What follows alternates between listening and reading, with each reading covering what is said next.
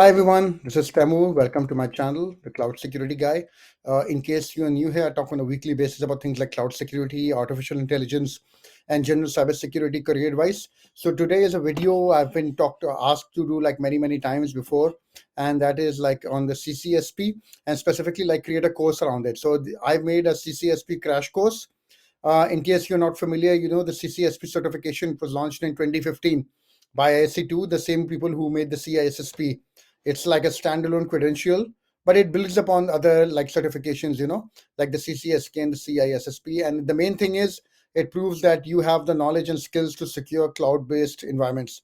I have made a detailed video on the CCSP certification, so I'm not going to go into too many details about what the certification is because this is more on the domains and what the content of the course is. So I'll link that video. Check this out, please.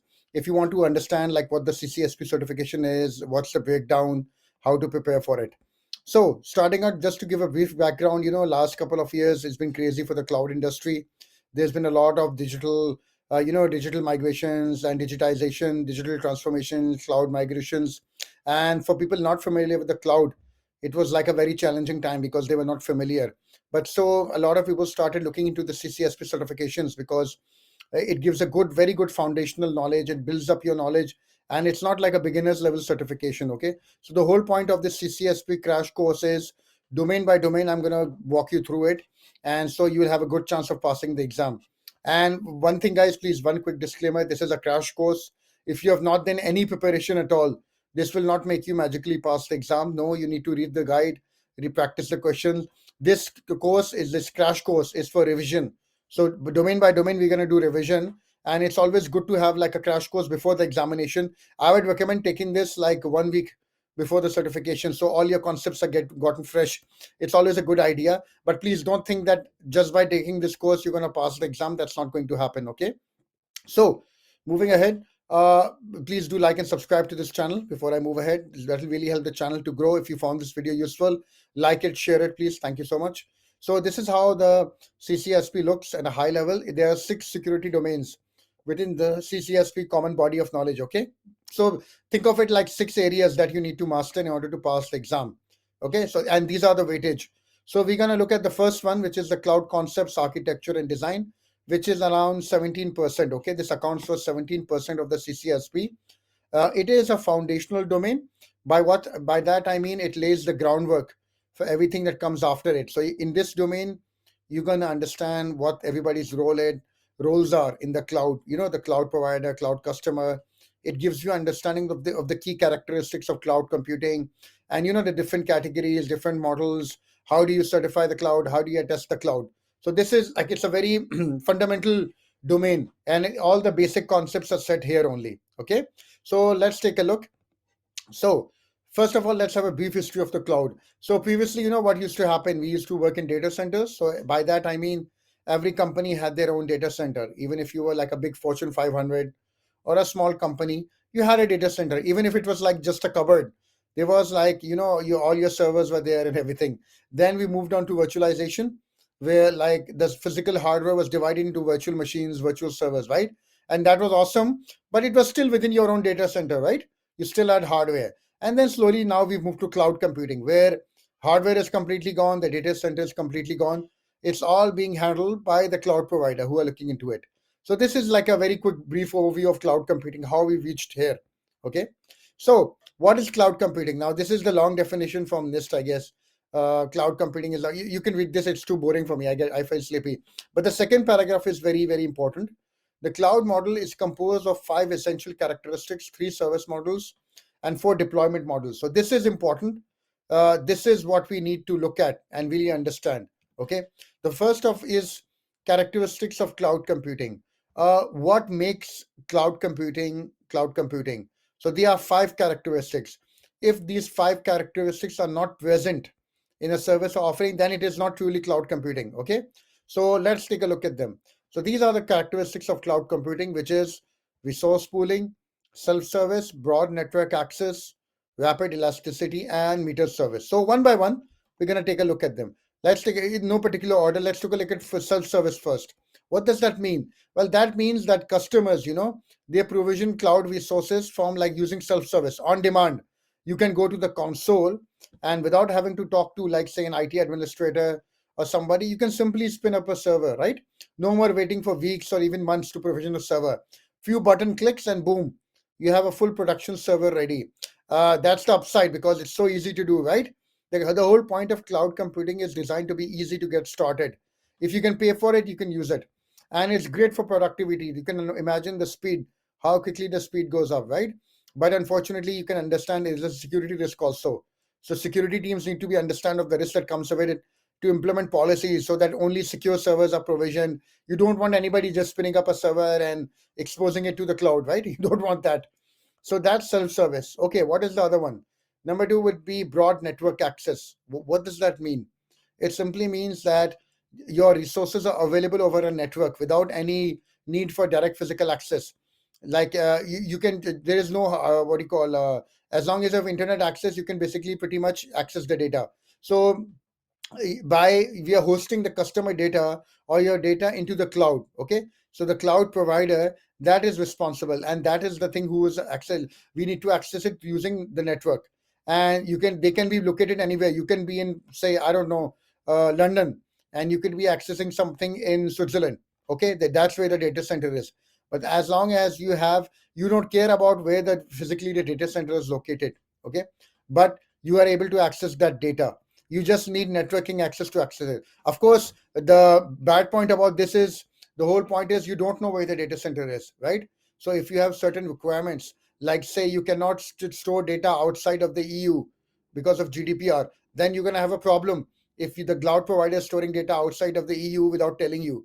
Okay, so that is one of the things you need to take into mind, and we're going to look at it into more detail when we discuss the risks. Okay, what else is there? Resource pooling. It is one of the most fundamental characteristics of the cloud. By that the cloud provider is going to collect all those physical resources into a pool and then allocate you portion, okay, based on what your policies are and everything. So in that way, the cloud provider can serve multiple hundreds, thousands of customers, and it's completely transparent to the customer. I mean, you don't know how many servers are there physically. It can be 100 server, it can be 1,000 server, but all of those are being adjusted on the fly, and you have no idea what is happening in the backend, right? You don't need to know it. So they have a pool, and out of that pool, the portions are allocated to the customer. And this works very closely with the next characteristic as we are going to see. The next characteristic is what? Rapid elasticity. What does that mean? So rapid elasticity means at any given time, you can acquire more of your resources. You can scale up or scale down depending on how the what the business needs. You can upgrade or downgrade your storage, downgrade your hardware, and it's completely you can change dynamic changes to your current IT infrastructure. And you can think about how powerful that is, right? Think of it like you are a retail store during Black Friday, okay, and people are like really accessing your website, and through rapid elasticity, the website can suddenly accommodate a sudden spike in traffic. You don't need to do anything. You can set up policies, and automatically your server will scale up and scale down once the load is not there. So this is how efficiently. You don't need to buy like expensive servers and keep them aside. No, you can simply allocate resources as you want and remove them as you want. So this is what it means, elastic. It can stretch, you know. So this is how powerful it is. You can provision and deprovision things. And the one of the risks that is there, that if you don't set it up properly, you can possibly like incur up quite a lot of bills, right? If you like don't set these policies up correctly. But this is one of the most powerful features of the cloud. Okay, what is next? Measured service. Measured service, what does that mean? Simply means that you are able to you are charged depending on what you use, like based on your consumption levels. Okay, so your usage or consumption levels, they are very accurately observed, controlled, and they're visible to you. So simply means it's like electricity. It's like a utility computing. So your computing resources become like water or electricity. You're only paying for what you used, unlike on-prem storage, like where you buy storage or servers and then have to replace them after 3 years as they get out of date. You only charge for the space you consume. Okay. However, one thing that you need to keep in mind, guys, that these benefits only appear if you understand and adopt cloud native models and adjust your architecture. You need to re-architect. You can't simply copy paste what you have on prem onto the cloud and then assume that all these benefits are going to come. You need to re-architect and take advantage of what the cloud is. Okay. So that I hope you understood what the characteristics were. Now we're going to look at the roles. So similar to traditional computing, on-prem, there are a number of activities which are happening by the different parties. Okay, so this section is just gives you a high-level overview of some of the roles which are there, like the cloud service provider, and there's a cloud service customer, and there's a cloud service partner. Okay, these are the pretty much the at a high level. These are the three parties which are doing it. So basically, the one who is providing you the service, that's the cloud service provider. The customer is you, somebody who's using the cloud, and there are third parties like who are maybe handling the relationship between them. Between you and the customer, they're doing audits, they're handling other stuff. That is called the cloud service partner. They're like a broker between you and the cloud. Okay, so the following, like these are the things which you need to understand. So the cloud service provider, what are the roles that it does? Well, it first of all, it acts like a cloud service operations manager. What does that mean? Meaning it oversees and manages the operations and performance of the cloud services provided to customers. They need to make sure these services are running properly and you are able to access them. And also as a technical account manager, that means that they are providing you high level support, high level technical guidance as a customer. They want to make sure that you are using the cloud properly. Okay. Okay, what else is there? The second is the cloud service customer. That is you. Okay. The cloud service customer, you are evaluating first of all, you are acting in the role of a cloud architect. What does that mean? You're evaluating the different cloud technologies and services and designs, and you're designing the architecture of the cloud environment to meet your requirements. And of course, you're acting as a service, like a user, right? That's quite simple. You're simply using the services that are provided by the cloud service provider. And lastly, as the administrator, so you're configuring, managing, and monitoring the use of cloud services. Okay, what else is there? The cloud service partner, which I told you about. So, what is the cloud service partner? They perform different functions. They can be an auditor. So, they are performing audits of the cloud environments and providing audit reports, right? They are a trusted third party and also like a cloud service broker. So, they are providing like a marketplace for all the approved services which are there, and they are managing, contracting, and securely integrating the cloud services on the on prem applications. So, there's a lot of overlap sometimes between these roles, but at a high level, these are the roles which you need to be aware of. Okay, so now, guys, we need to talk about the cloud service categories. What does that mean? I mean, when we talk about cloud services, how are they made available to you as a customer? So there are three different flavors, and let's look at them. So there are three main services, like I told you about. There's software as a service, there is platform as a service, and there is infrastructure as a service. So each of these models, they have specific features and functionalities, and you need to understand like which you need. The good thing is in the cloud, whether you need like just a cloud-based software for storage, or maybe you need a platform on which you need to make your applications, or you need complete control of infrastructure without the data center. There is something always available for you. That there are other services also, like database as a service, blockchain as a service, but these are the three main categories in which we operate. So let's take a look. First of all is infrastructure as a service. And this is usually the first thing that comes into mind when people think about cloud computing. So infrastructure as a service basically means you get compute resources, computers, networking, storage, and other services. You can purchase resources like servers on demand and as needed instead of having to buy hardware. Okay. So you get servers, network, operating system, storage through virtualization. And as opposed to the other models like SaaS or the platform as a service, you are mostly responsible for managing these like the things like the application runtime, operating system. I mean, you pretty much have to manage everything apart from the data center. Okay, so it has many advantages you can imagine. It's a lot of flexibility and ease, which we'll take a look at. Like there are a lot of benefits. So cost efficiency, you don't need to worry about spending money on buying and managing hardware, right? No data center, and you move to like more of an apex based model. Okay, so instead of capex you have opex based model. Okay, and availability and availability, cloud service providers usually they have like a huge budgets, much bigger than most companies. Okay, and they can span many regions, many customer countries. So they give you assurance that their resources will be highly available if something happens, like a DDoS attack happens or something like that. And of course scalability, same thing. You can buy resources, you can procure them, provision them, expand them quickly. When you get like a traffic spike, you can quickly add on more resources and spike them up. Okay, and whereas on prem you would have to buy and purchase and set up new servers, right, to support this utilization. And infrastructure as a service, It allows you automatic scaling when necessary. Okay, but at the same time, what are the things which you need to be worried about? Well, first of all, you need to be worried about a lot of things like the co-location and multi-tenancy. With on-prem, I mean, you don't need to worry about it, right? Your data is physically within your hardware, within your physical data center, your data.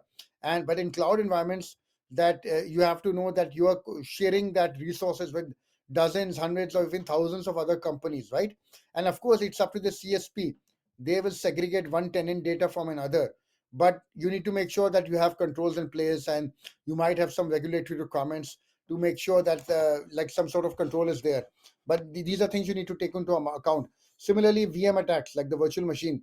So virtual machines, they are like the same thing as any physical server, right?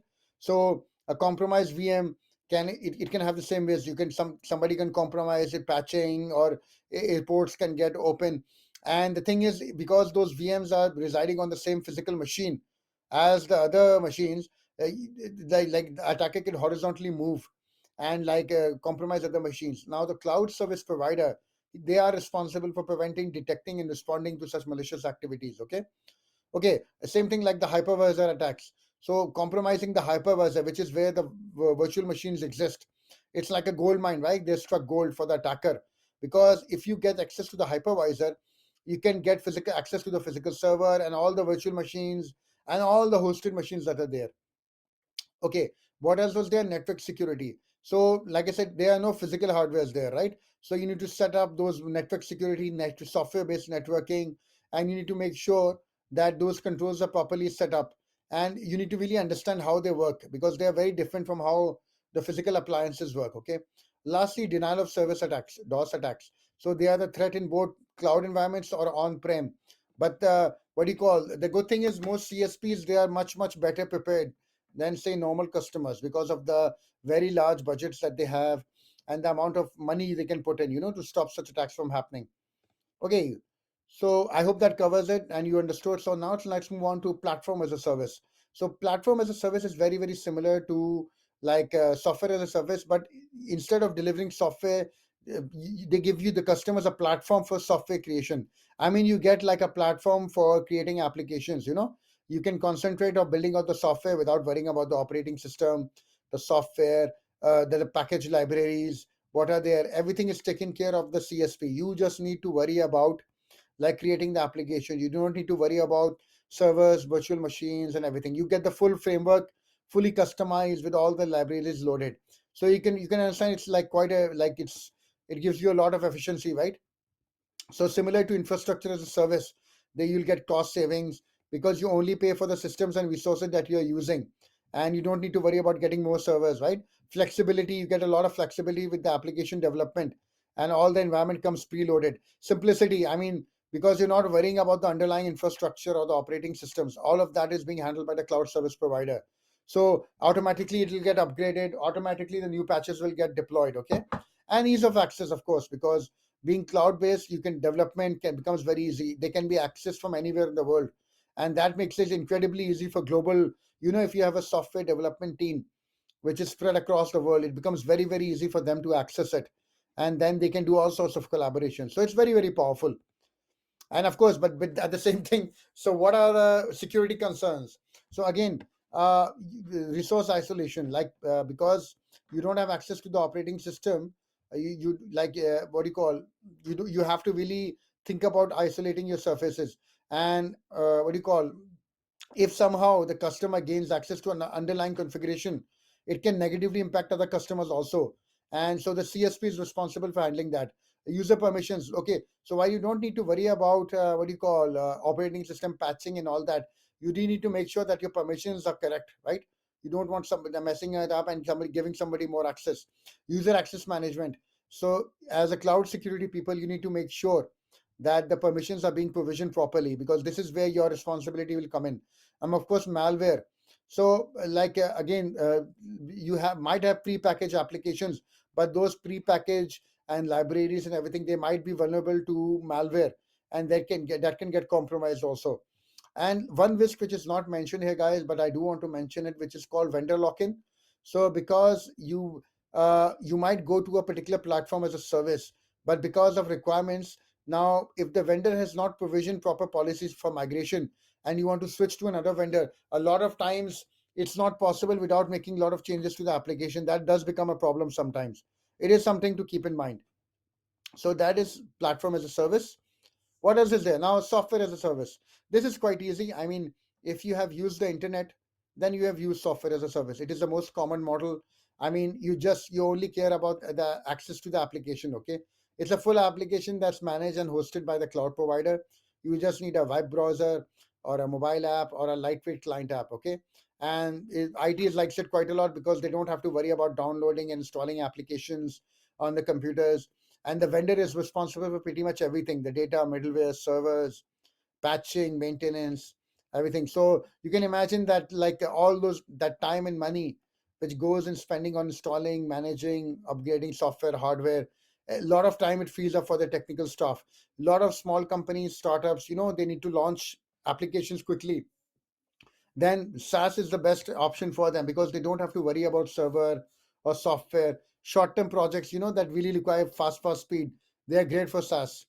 So the benefits you can imagine, right? I mean, the cost efficiency is there because that's similar to the other. It's a common thing within cloud. You'll always get a lot of cost efficiency. Now, licensing. So basically, customers can effectively, you can borrow licenses as they use software, and so it's like a rent-based model, right?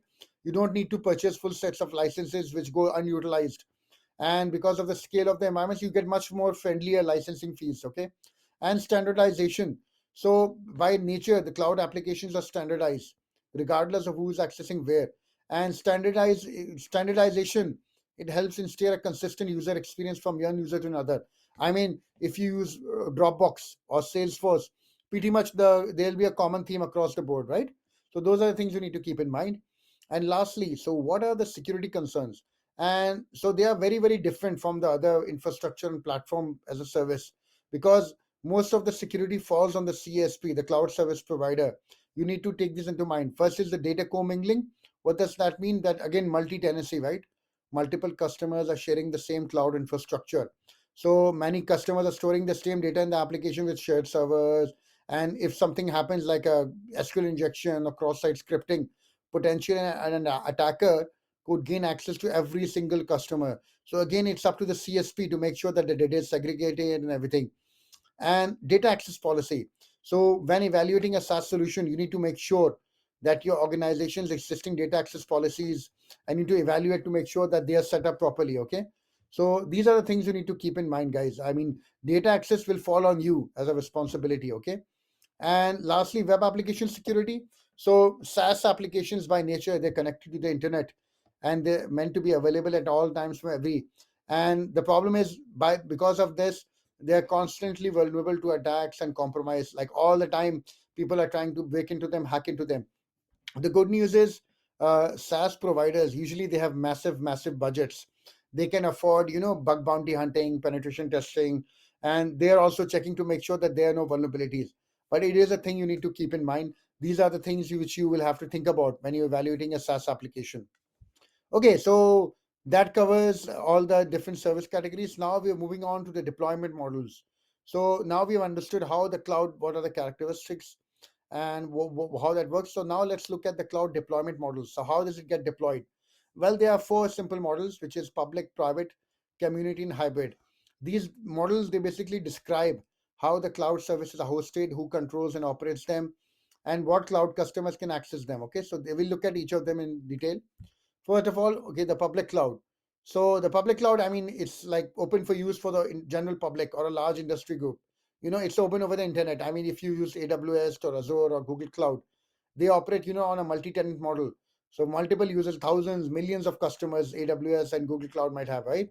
And the cloud service provider, it is responsible for maintaining this service, and they have all the characteristics, right, of elasticity and all those things we discussed about. Okay. And it's ideal for almost any type of application. These are massive companies, and they are giving these services which are available. And what are the benefits? Of course, it's easy to set up and manage. I mean, like I said, the cloud service provider, it owns and operates the infrastructure. So you don't have to worry about the data center. You don't have to worry about the infrastructure like data center facilities, networking, hardware, operational expenses. And it's very scalable, of course. You can easily add or remove hardware, not hardware, I mean the virtual resources as you see fit. And it's much very, what do you call, cost efficient also, you can imagine, because you're only paying for what you use, right? So it's a very, very advantageous model for most customers, most companies. And so next one is what? Private cloud. So private cloud, like the name says, it is a dedicated infrastructure usually for a single organization, and it's not accessible to those outside of the organization. Uh, it operates on a single tenant model, so only a organization's employees can access the private cloud for different operational needs. And the organization is responsible for the acquisition, deployment, and maintenance. They still get all the benefits, but usually it's like I said, it's restricted to a specific company, and it's usually ideal for healthcare organizations, government agencies, financial institutions, telecom. I mean, those who have a very specific need for sensitive type of cloud environments. Okay, they are the ones. So of course, what the benefits you can imagine, right? You get increased ownership, that it's dedicated to you, you're owning and operating it. So you get a greater deal of ownership. Yeah, you have the ability to control everything around it. Okay, so I mean, a bank, you might have regulations that require its data to stay within the EU or within the Middle East. Then the standard way to satisfy this requirement usually has been to build a private cloud, so that allows the data to travel only to data centers within where they want. Okay, and of course you get a very, very high level of control. So similar to what I mentioned earlier, you have complete control because you're not sharing the data with anyone, right? You're not sharing that environment. So this is how basically the benefits of private cloud. Okay, the next one is community cloud. So community cloud is pretty much like, it's a relatively new concept which has come out. I mean, if you've ever lived in an apartment, you know the concept of a community garden. So there's like a garden which everybody is sharing and everybody is maintaining it. So you can think of community cloud like that. So basically, it's a cloud environment which is shared by multiple organizations based on a common operational regulatory requirements. So like I said, they're pretty much a recent phenomena compared to the other cloud models. And a lot of times within the last couple of years, because of the pandemic and everything, so people didn't they wanted to move to the cloud, but they were not ready for public cloud. So, and the private cloud was too much costly. So that's why some people who could not use the public cloud because of regulations, and private cloud was too expensive, they started using the community cloud. So it's a type of a modified form of private cloud, and where you can use it. So it's like owned, managed, and operated by members of a community. Okay. So what are the benefits of this? You can imagine the same as the public cloud, and the members of the cloud, they're benefiting from the same set of regulatory requirements. So if you have a large company with multiple groups, all of these groups can use a community cloud, or maybe you have a healthcare community, right? All of them can use the community cloud and benefit from the advantages there. Okay, so last one is hybrid cloud. And hybrid cloud is pretty simple. It's like a combination of both multiple clouds. Like you can have a composition of two or more clouds, like private or community or public and private. So basically, organization use the hybrid cloud to blend their like on-prem and usually the cloud environments. And you can get all the benefits of the cloud, but then you can limit public access also. So you don't want to, what a lot of companies do is they use a hybrid cloud. For the private public cloud, they can use, like, I don't know, their file sharing and their non-critical applications, so they get getting the benefit of the cloud, but all their sensitive informations they want to keep on prem. So this is how it uses, and you might need to re-architect some of your applications to take advantage, but these are the benefits. So you can reuse your existing infra, right? Because you're getting the advantages, but you all might already have an expensive infrastructure that's up and running. So that will give you benefits to reap up the public cloud. And like I said, you don't have to worry about your critical or sensitive systems being in the cloud. You can keep them on prem, but take the benefit of the cloud for other things. And of course, disaster recovery support. So basically, a lot of times one common use case for hybrid cloud is in supporting disaster recovery. So you might have a fully functioning on-prem, but just as an example, like something happens, you can move to the public cloud and run all your disaster from there. Like all your issues, they can be run from there. So these are the different models, guys, we wanted to discuss about. So now let's talk about something else, which is the cloud shared considerations. So what does that mean? These are the things you need to take into account when you are moving to the cloud. What are the things you have to keep in mind? Because moving to the cloud is not just a technology decision, it's also like a business decision. and with any business decision, you have to consider like several factors before moving forward. And what do you call? So let's take a look step by step about what are the things that are there. So, what are we talking about here? Multiple things like interoperability, portability, and availability. What does that mean? So, interoperability is the ability of two or more systems to work together. In cloud systems, I mean, you want to make sure, right? Yeah, like your cloud services can understand the data, APIs, and configurations of your existing on-prem applications. You want to make sure your existing technologies are compatible with the cloud. Otherwise, you can have a big problem.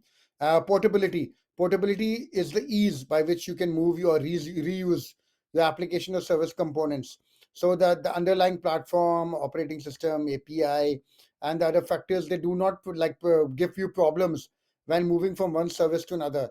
Does become a problem when I mentioned vendor lock-in. Remember when I mentioned platform as a service? Like if you want to leave and move to another platform, then it'll become an issue. So these are the things. Portability is another thing you need to take about. And of course, availability. I mean, availability, I think everybody knows it's one of the pillars of information security, right?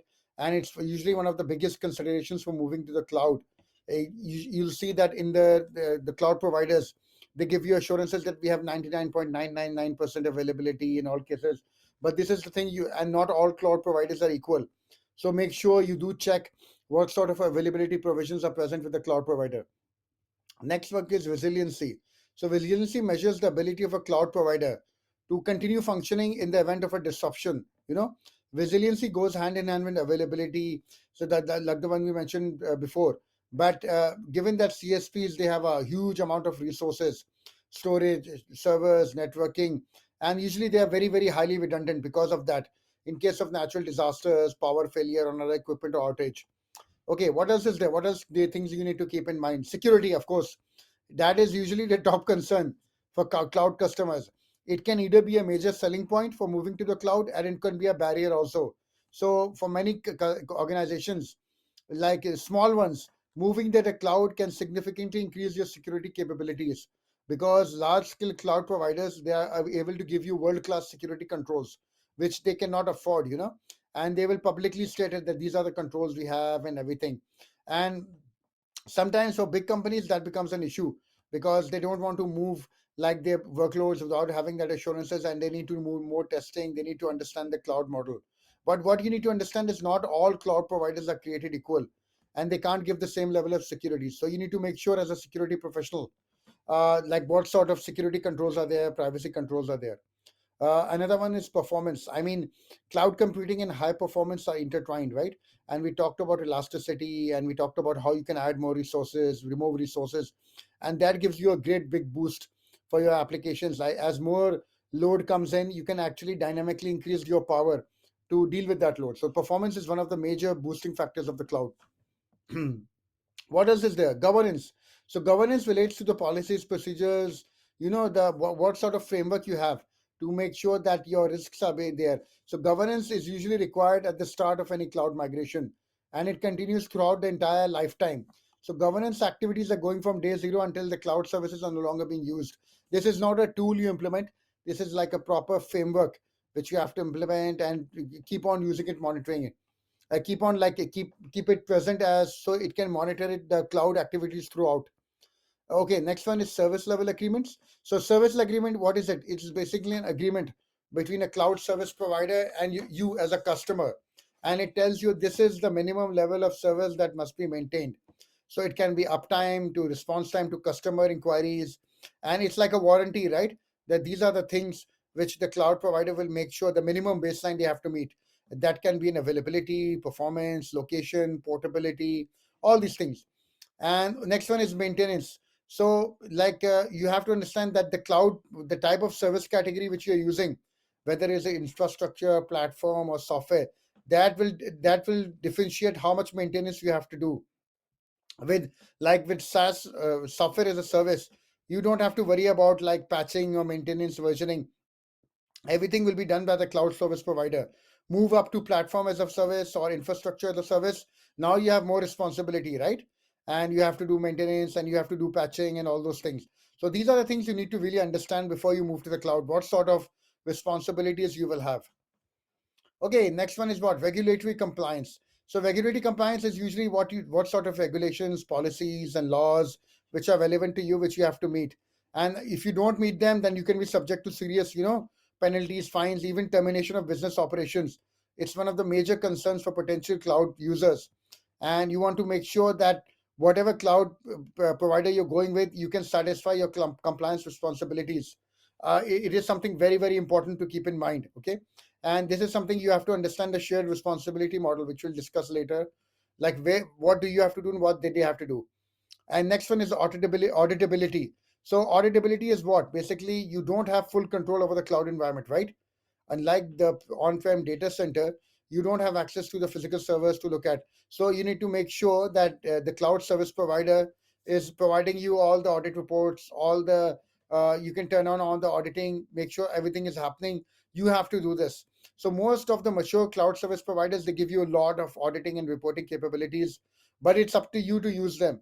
So these are another thing you have to take into account. Okay. So I hope this made you understood, guys, and you get a better understanding of what are the things you need to keep in mind when moving to the cloud. Okay, next one is what? Cloud security concepts. So, what are security concepts, guys? These are the things you need to keep into account. These are the controls. So, what are the things we need to keep into account? What are the things we need to really keep in mind when we are implementing security in the cloud? So, first of all, it's cryptography. What is cryptography? How do you protect your data in the cloud? I mean, I'm not going to go into symmetric encryption, asymmetric encryption. You should already be aware of that. But when it comes to the cloud environment, you should be carefully examining what type of data you're going to be securing. So if you are a card holder, like card processor, you're going to be putting card holder data, right? So you need to make sure that data is protected, the confidentiality is protected, and it goes at multiple levels. So you have data at rest. Usually that's something which is stored on a system or a server, and like a database, spreadsheets, hardware documents. So those are the things you need to really protect to make sure that if an attacker compromises it, he's not able to read it. Data in transit, that's simple, like communication between two endpoints. When data within is traveling from the user's laptop across the internet to a cloud provider, you need to make sure that it's going over an untrusted network, right? So you have things like HTTPS, SSH, those things which are protecting that data. Next one is data in use. So this is something which is forgotten sometimes, but this is the third state of data, and refers to this is information which is actively being processed by an application, like the data which is stored in the RAM. So this can be very tricky to secure, because how do you protect RAM? But you won't believe that attackers are sometimes able to compromise it. So even scary, this is a very scary thing. There are controls which are present and you can encrypt it. So you need to look at other security concepts which are there, other security controls to make sure that the attackers cannot get access to this data in use. So what else is there? Remote key management. And when you talk about like how do you manage the key management? So encryption is all about managing the keys, right? The cryptographic keys which are present. So now you need to have a method for generating, issuing, organizing, and managing encryption keys, and you need to think about how you're going to be managing it. So, I mean, when using public cloud, sometimes customers want to use their own key management system because they want more control, and they want to remove dependency on the cloud provider, and they want to like eliminate lock-in. So this is where remote key management comes in, right? They're doing it at their end, and you get more control, but you have more overhead also. So you have to do like most of the stuff, and mostly it's used in infrastructure as a service. Other one is client-side KMS, which is that it's provided the CSP, the cloud service provider is providing you the key management system, but you're generating, holding, and managing the keys. So it gives you a lot of control, but you have better integration with the cloud environment. What else is there? Now, the next thing would be from the security perspective, access control and identity access management. AIEM, or identity and access management, it is the sum of all the technology, the process and the personal with which you control access to the resources. So it starts with account provisioning, deprovisioning, right? And then you can think about directory services which are there, and privilege access management. So let's start with account provisioning, deprovisioning. You understand, right? This we are talking about creating user accounts, giving them access, and then removing their access. A directory service, it's like if you ever use Active Directory, right? It's like a tree-based service which manages all the users and how you give permissions. So like Active Directory is the perfect example of this. So it gives you authentication and authorization options. And in the cloud, several cloud providers, they give their own cloud directories for such authentication. I mean, AWS, Microsoft Azure, all of them have it. And it plays a huge role in establishing like a trusted source for the users. Usually people have things like LDAP or SAML, single sign-on in the cloud. And lastly is the privileged access management. So these are the root, admin, and like the very, very powerful users which have the most risk. So you have something like privileged access management. So what it does is it completely controls, gives you access over those privileged IDs. So it gives you things like, sorry, multi-factor authentication, and only specific people can access it, and their authorizations for accessing it. All those things are there. So these are the three pillars of a good access control and IAM in the cloud. Next one is data and media sanitization. This is quite simple to understand. I mean, when you talk about like data, it's not like you're on-prem, right? You can't physically destroy media when it is not there. So cloud service providers, and they're sharing multiple data from multiple customers on the same hard disk. So there are things like overwriting data won't work here, right? So there are things like crypto erasure, which are present, and things from NIST, which gives you like access to completely destroy the data for your particular instance which is there. So things like crypto erasure, because you cannot physically destroy the data which is there, right? What else? Network security. So networking security it plays a huge role in cloud computing because you don't have a traditional network perimeter. There's no physical hardware appliance there. You are using it based on software-based networks, right? And cloud moves very quickly, it changes very quickly. So you have things like network security groups where you define data, and like how the what do you call, you have basically you have internal private networks, right?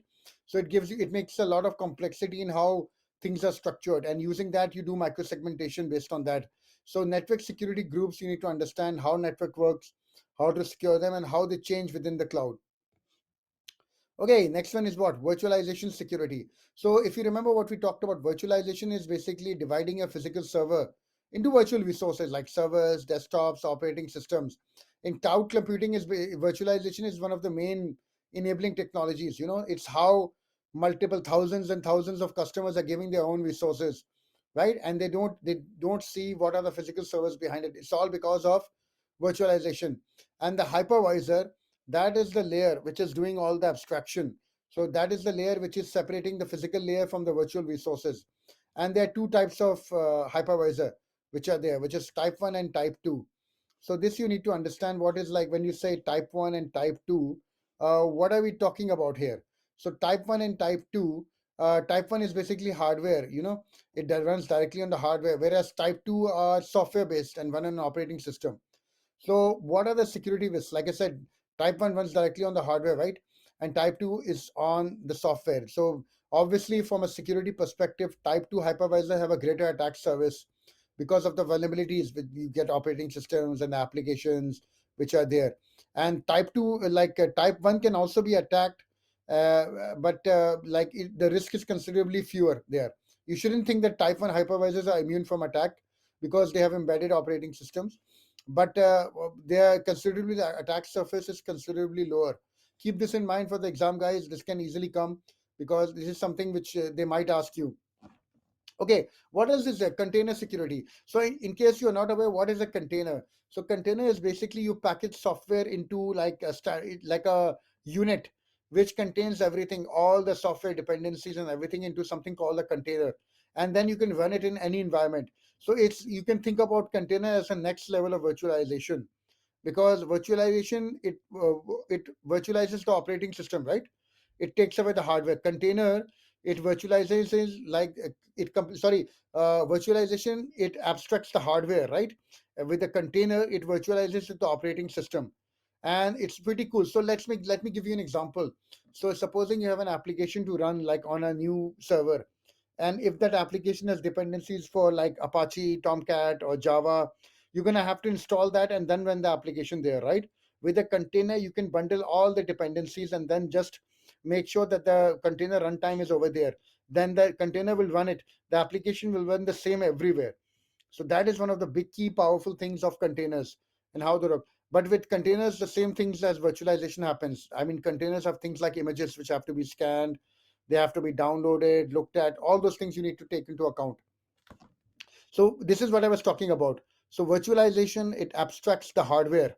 So the hardware is abstracted, right? It sits on top of that, and then it creates virtual machines. With container abstracts the operating system, right?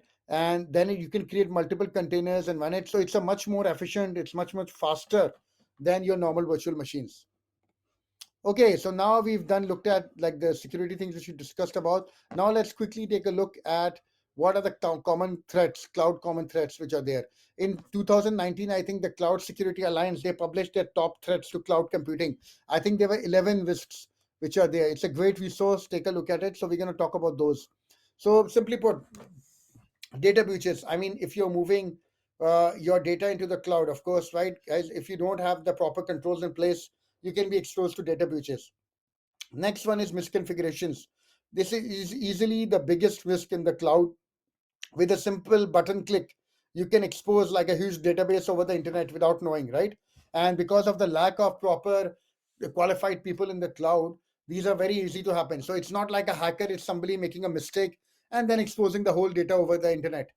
What else is there? Lack of cloud security strategy, because people don't understand like how they don't have a proper architecture or a well-defined strategy for managing the security of the cloud environment.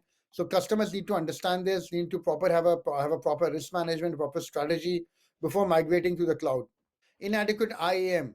So, like I mentioned before, while the cloud provider it has responsibility to meet the security objectives, the customer has to make sure that the IAM and the provisions are properly set. If you neglect this, this is one of the common reasons for data breaches happening. Next one is what? Account hijacking. Account hijacking is when an unauthorized party gains access to your privileged accounts. You know, you can have ID, like they can compromise your user and gain access to your cloud environment, and that will give them complete access to account along with all the services and the data that is there. And lastly, insider threat. So insider threat is the like potential for somebody who has authorized access and they want to use it maliciously. And this can be employees, contractors, partners, or trusted parties. Because they have access and because you did not set up IAM properly, they can completely compromise it. What else is there? API. So the cloud, when we talk about the cloud, you know, cloud is API. Cloud is nothing but a set of API calls. And API calls, they can be misused. You know, I mean, you can have a lot of security issues happening with APIs. Most APIs have public IP addresses and they're the most exposed part of a cloud environment. And they can have a great deal of risk if you don't put in the controls properly. I have a full class on API security, which is for free on YouTube. I'll link that also if you want to do like a deep dive. Okay, what else is there? Weak control plane. What is the control plane? Control plane is where you know that management console where you establish and control all the resources. Management, you do management of the cloud infrastructure, and with like a proper control plane, it'll give you access to manage it properly. With if you don't secure access to your control plane, it becomes like a blind spot, and you know somebody can access it, somebody can make changes without proper authorization. So this is very important. Lastly, which is a new thing, which is a metastructure and appli structure failure. This might look like something weird, but you might have heard of infrastructure. But metastructure and appli structure you should know about. Metastructure is the set of mechanisms that connects the infrastructure layer to the applications. And you know, it enables and supports all the infrastructure management. It's where it's like the line of division between the cloud provider and the customer. And the appli structure, it includes all the applications that are deployed in the cloud and the underlying services. Usually, both of them can get compromised because of weak API security, which is not properly implemented, which I discussed about earlier. So, yeah, this name might sound weird, different meta structure and appli structure, but these are some of the threats which are there. Okay, what else is there? Limited visibility. What does that mean? So what happens is cloud like limited visibility happens because the organization is not able to monitor and analyze their cloud service usage. So they don't know, like they don't have the ability whether to determine whether people are doing proper things or improper things. They don't have the ability to monitor. They don't know what the services are happening. Things like shadow IT are there. So these are the things you need to take into account. This is where tools like cloud security posture management and CASPs come in. And I've made a video on that if you want to take a look at that where I go into detail. So I'll link it here. Okay. And lastly, abuse of cloud services. What are we talking about here? Abuse of cloud services. Oh, sorry. Abuse of cloud services is somebody, you know, like if somebody gains access to your cloud, like an attacker, he can start running crypto there. He can start mining Bitcoin. He can use your cloud resources to launch denial of service attacks on other customers. So these are the things you need to keep in mind. These are the threats which are there. Okay, moving on to what is the cloud secure data lifecycle. So this is quite simple, and a simple thing like basically how data is created within the cloud. So you can see this is the lifecycle: create, store, use, share, archive, and destroy. So simply put, data is either generated from scratch or existing data is modified. Then what happens? Data is stored onto a storage or a system repository. Then it gets processed by a user application. It's made accessible by other users, and then it gets archived, right? It gets transferred from a ready like your normal storage to a more long-term storage, and then data is deleted or removed from storage, right? So you need to understand what are the different phases which are there and what are the different security processes which will come into account later. Okay, cloud-based disaster recovery and BCP. What am I talking about here? Your very important thing you need to understand is the shared responsibility model, guys. It applies to BCP and DR also. You need to understand what the CSP will be doing, what the DR, like you will be doing. So maybe the CSP is responsible for making sure that the data centers are there, but they're not responsible for backing up your data if you have not set it up properly. So do understand where what you do, what they do, and where your responsibilities finish. It's very important to really know what your service level agreements are, and like what sort of requirements are there. And of course, supply chain risks. So if you have partners who have access to your cloud environment, make sure that you have included them into your risk assessments. Make sure you know what they are doing and they are looked at as a possible entry point into your applications. So these are the risks which your threats we were talking about. What else is there? Cost benefit analysis. Now, this is a topic you need to think about when you're looking at the cloud. Any organization that is moving to the cloud should first conduct a thorough cost benefit analysis to determine whether the features offered by the cloud justify the costs. If you don't do it properly, then you won't get a cost saving. You might actually run up a bigger bill because you didn't plan it properly. So, what are the things you need to take into understand? Like the study versus cyclical demand, capex versus opex, ownership and control, and org focus. So let's take a look at it one by one. Steady versus cyclical demand. We talked about the characteristics, right? So one of the things you get in cloud is the rapid elasticity. So companies who have cyclical demand, what does that mean? Like they have ups and downs in their demand. Like I said, we have a retailer and they might have a Black Friday coming up or they on holidays. So with these sort of customers, they can actually, with if they have an on-prem hardware, it's not as efficient. With the cloud, you can have like the Black Friday, you can put in elastic policies. So your servers will scale up and scale down. So it's actually more benefit for them, more beneficial to them to go with the cloud. Similarly, capex and opex, one of the biggest changes for companies moving to the cloud. It's like a change from the capital expenditure to operational expenditure. So rather than paying to keep data centers up and running, companies in the cloud they carry the opex costs associated with cloud oversight, management, and auditing. And organizations, you need to understand how your organization is structured and how to upgrade your staff to support this shift. Ownership and control. So like when you have your own hardware, you completely own it, right? And they get to change what they want when they want. So some of this, when you move to the cloud, some of this gets changed. You won't have that control which you used to have, but you get more convenience and flexibility, and you can negotiate more favorable terms and service level agreements. Okay. And lastly is org focus. Like I said, because you don't have to worry about the hassle of data centers, the hassle of maintaining hardwares and all that, you can focus on more delivering applications, delivering value to the customers. So these are all the things you need to take into account when moving to the cloud. Okay, so now we're reaching the end of this domain, and now we're talking about evaluating cloud service providers. You have so many cloud service providers on the market. You need to understand how to evaluate them, right? Regardless of whatever model they have. So we're going to look at some of the common frameworks used to certify the security of cloud service providers. So verify they have multiple criteria which is there. So like you have multiple certifications which can use, and as cloud computing continues to mature, you can have more and more standards coming out. But you need to understand the at a high level, these are the ones like the ISO 27001, 27002, 27017, SOC 123, PCI DSS, HIPAA, and all that. So let's take a look at a few of them. Firstly is ISO 27001. If you've worked in information security, you will be familiar with this. It is quite possibly the most popular information security standard across the world.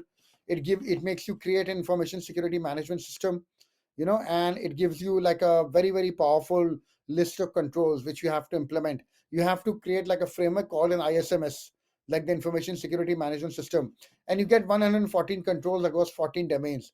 And the thing is, ISO can be applied to any environment.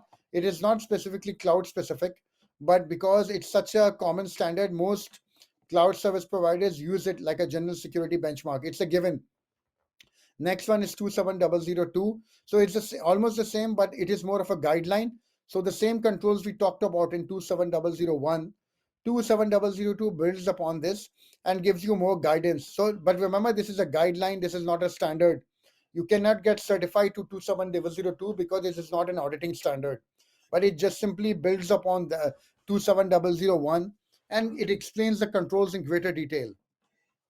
Next one is 27017, which is like quite new. It builds upon ISO 27002. And the great thing is it provides guidance for security controls related to the cloud. So it offers security controls and implementation guidance, both for cloud service providers and for customers. So this is like a dedicated to the cloud. Keep this in mind. Okay, what is this there? SOC 1, SOC 2, SOC 3. So if you've ever worked in a data center, you would be familiar with this probably. It stands for Service Organization Control. And basically, if you're a company who is giving a service, right, and you want to prove you have certain controls in place, the SOC 1, SOC 2, SOC 3 reports are there. It's very important because, and usually most service providers, they have these reports available. So let's take a look. What are we talking about? So when you talk about SOC 1 and SOC 2, SOC 1 is usually focused on financial reporting, while SOC 2, and that is the one usually cloud service providers have, it focuses on compliance and operations, internal controls, like security and everything. And SOC 3 reports, it's like a type of SOC 2 report.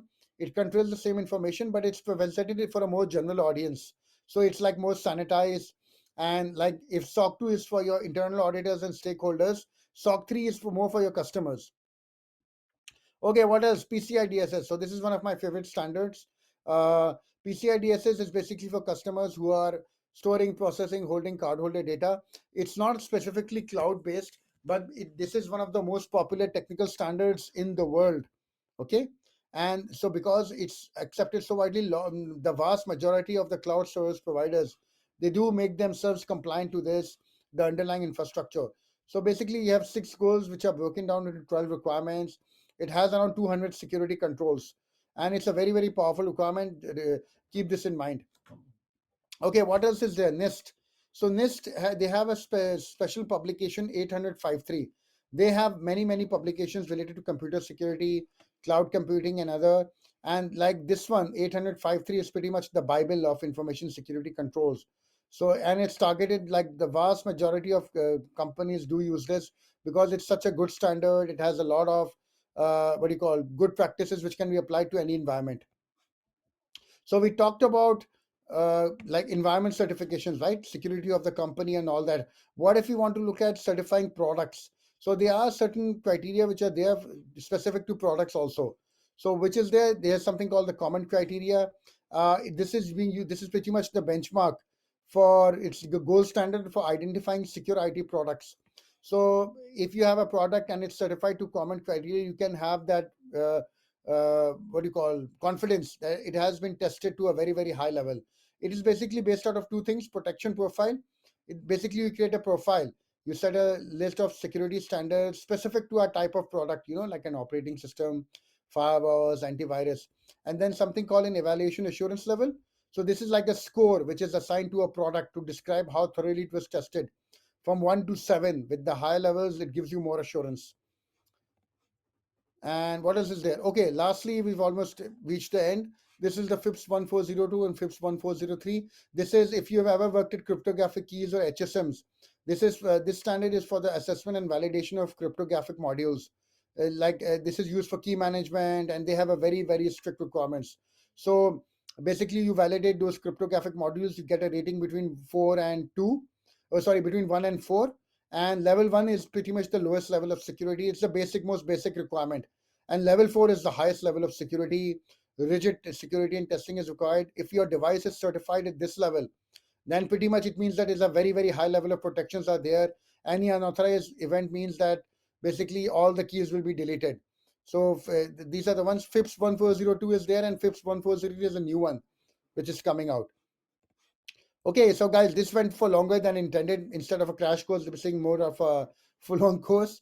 But I hope this gave you a good level of like revision for the CCSP. Like I said, don't take this course as the only one, but this is intended to give you a good revision on all the major points which are there. If you've forgotten something, take this before the exam. And I'm going to work on domain 2 and release it soon. Thank you very much, guys. If you found this video useful, do like and subscribe to the channel, and like and comment on the video. That will really help it to reach more people.